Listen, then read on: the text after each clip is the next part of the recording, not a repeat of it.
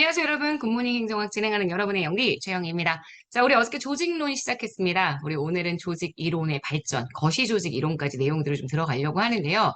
일단 조직 이론인 게 무엇인지, 그리고 이 조직 이론을 왈도가 어떻게 구분했는지, 그 다음 실제 거시 조직 이론은 어떻게 환경과의 연관성을 가지고 있는지, 이걸 중심으로 봐주셔야 한다는 거 꼭 기억해 주세요. 자, 일단 한번 가보도록 하겠습니다. 조직 이론의 발전. 조직 이론의 정의부터 일단 설명을 시작을 했습니다. 조직 이론이란 이게 지금 여러분들 보시는 17번 선지죠. 조직 이론이란 조직의 편제, 조직의 관리에 적용되는 일반 이론입니다. 그래서 정말 사회학의 조직 이론, 그 다음 심리학, 조직 행태론 이런 것들이 다 영향을 줘서요. 완벽한 행정학 이론이라기보다는 사회학과 심리학의 약간 짬뽕입니다. 어쨌든 중요한 건 조직의 편제와 관리에 적용되는 이론입니다. 그래서 우리가 이렇게 이론을 두 가지로 나눌 수가 있고요. 자, 지금 보시는 두 가지의 유형으로 나눌 수가 있고요. 자, 그다음 왈도라는 학자가 그래서 조직에 대한 이야기들을 진행을 하죠. 왈도는 조직 이론을 어떻게 역사적 흐름으로 설명을 했느냐? 정말 과학적 관리론 시기에 강조가 되었었던 폐쇄체제적인 관점에서 조직을 설명했었던 요 고전적 조직 이론, 과학적 관리론이죠. 그다음 호손 실험 이후에 등장했었던 인간관계론이라고 이야기하는 조직 이론. 그다음 현대적인 개방체제 관점의 조직 이론, 현대적 이론까지 이렇게 세 가지를 구분했다라고 이야기를 해줄 수가 있습니다. 이들 중에 우리가 얘기하는 고전적 조직 이론은 제가 수업 시간에도 굉장히 간단하게 설명했어요. 따로 정리하실 게 없는 게 과학적 관리론 시기의 그 이론입니다. 공식적인 조직을 굉장히 중요하게 생각을 하죠. 그래서 조직 내의 계층화, 분업, 이러한 공식적 구조들을 중시합니다. 인간을 마치 기계의 부속품처럼 간주합니다. 이게 바로 여러분 지금 보시는 고전적 조직 이론이 갖고 있는 특징이라고 이야기를 해줄 수가 있죠. 그래서 19번은 고전적 조직 이론 이렇게 봐주시면 되고요. 그래서 거기 나와 있는 현재 특징, 비판점 여러 가지가 나와 있는 거 보실 수 있습니다.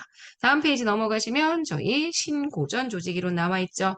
신고전 조직 이론이 등장하게 됐었던 계기는 바로 호손 실험입니다. 이 호손 실험을 계기로 사회적 인간관 정립을 하기 시작했고요. 호손 실험 이후에 인간의 행태에 굉장히 큰 관심을 갖게 되죠. 그래서 이런 부분들이 신고전 조직 이론에 등장시키게 됐던 계기가 된다. 그래서 신고전 조직 이론은 정말 인간관계론 내용으로 딱 봐주시면 됩니다. 그래서 특징들 그리고 공원들 전체적으로 다 읽어보셨죠? 정리들을 해보셨을 거고요. 그 다음 지금 보시는 현대적 조직 이론 나오죠? 현대적 조직 이론의 특징은 뭐니 뭐니 해도 개방체제의 관점. 그래서 개방체제의 관점에서 동태적 유기적으로 조직을 파악하고 설명한다. 이게 개방체제의 관점을 통해서 만들어지게 되는 현대적 조직 이론의 내용이 된다. 이렇게 보실 수가 있습니다. 인간관의 형태도 자아 실현, 복잡인 뭐 이렇게 나타나고요. 다양한 가치를 추구하고요. 갈등도 긍정적으로 보고요. 이 내용들이 다 뒤에서 우리가 조직 행태론 설명하면서 다 정리를 하게 되는 부분이라고 생각해 주시면 되거든요. 자, 그래서 여기까지 일단 왈도의 조직 이론들을 쭉 분류하고 그 다음 거시 조직 이론으로 등장을 합니다. 들어갑니다. 거시 조직 이론에 딱 들어가시면 이렇게 들어가 있죠. 거시 조직 이론은 환경과 조직 사이의 상호 관계를 연구한 현대적인 조직 이론입니다. 그래서 거시 조직 이론에다 아예 밑줄을 쳤고요. 각각의 조직 이론의 특징들을 설명을 하면서 일단 환경에 대한 인식에 결정론과 임의론, 그 다음 분석 수준의 개별 조직과 조직군 이런 분석들을 제가 조금 예시를 들으면서 정리를 했었어요. 그래서 요거 하고 그 다음 제일 첫 번째 나오는 이름이 바로 구조적 상황론. 제가 수업 시간에 얘기했지만 요거는 일단 머릿속에 약간 매뉴얼처럼 머릿속에 약간 그려지고 만들어져 있어야 합니다. 요거 하시고 난 다음에 내용들을 정리를 해주셔야 되는 거죠. 상황 적응론은 제일 중요한 게 바로 적합성 가설입니다. 적합성 가설에 따라서 조직이 환경에 적합해야지만 조직의 효과성이 커진다는 거예요. 그러다 보니 모든 상황에 적합한 최선의 조직 방법은 존재하지 않는다. 이렇게 이야기를 해주게 되죠.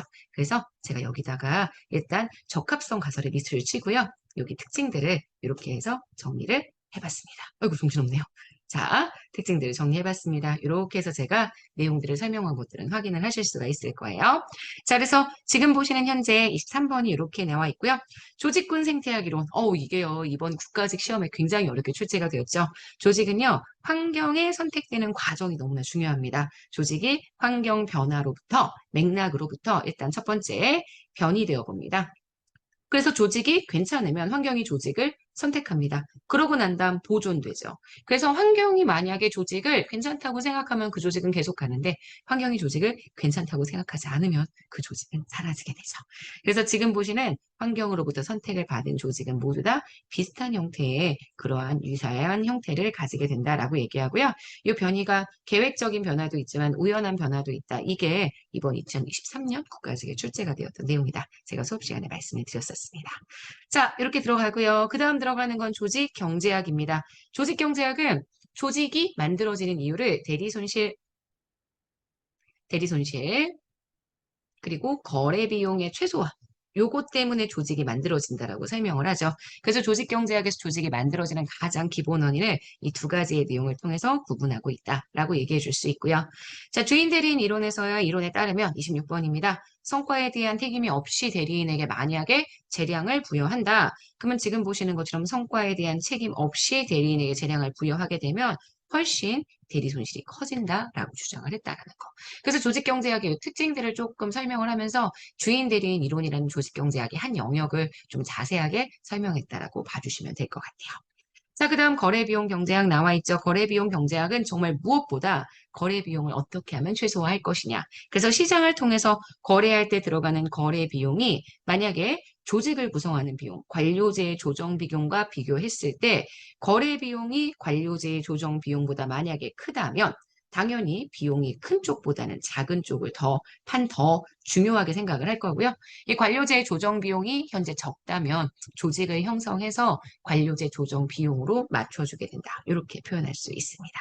자, 그래서 거래비용 경제학까지 봤고요. 그 다음 페이지 보시면 전략적 선택 이론 나오죠. 전략적 선택 이론은 조직이 환경을 자기에게 유리하게 바꿀 수 있다고 봅니다. 그래서 조직이 환경을 자기에게 유리하게 조정할 수 있다. 이게 우리가 알고 있는 환경에 대한 결정론적 시각인 상황 적응론과의 가장 큰 차이라고 이야기를 해줄 수가 있죠.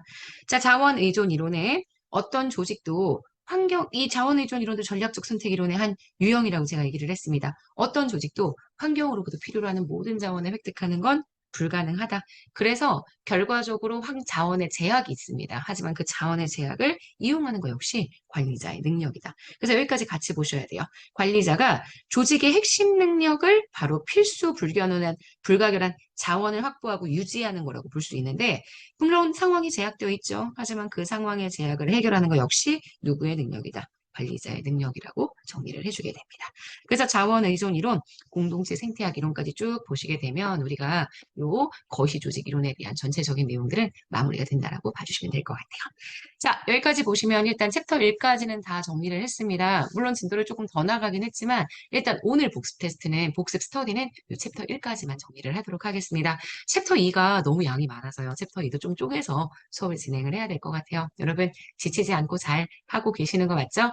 오늘 어찌어찌 하다 보니까 벌써 금요일입니다. 금요일이고 오늘은 8시에 복습 테스트도 올라갑니다. 제가 지난주에는 조금 시간을 놓쳐서 늦게 올렸는데 이번 주는 꼭 네, 8시에 올릴 테니까 여러분 꼭 복습 스터디 테스트도 잘 참여해 주시고 복습 테스트의 영상도 내일 아침 제공이 되니까 아침에 또 열심히 만나서 공부해 보도록 하겠습니다.